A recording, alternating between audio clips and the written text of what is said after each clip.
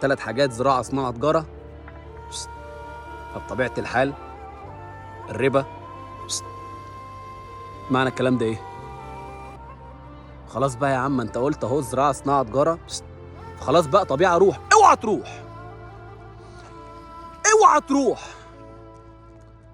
استلف، اعمل جمعيات، داين نفسك، اعمل اي حاجة. وربي نصيحتي ليك وعن تجربة، وعن تجربة، ايام الجهل، ايام وانا مش فاهم ده يعني ايه ان حاجة اسمها ربا.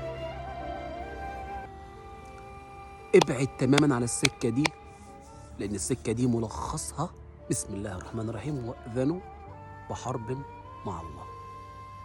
مش هجيب لك بقى ولا قبل الآية ولا بعد الآية. خد انت بس الجزء البسيط من الآية ده وابحث عليه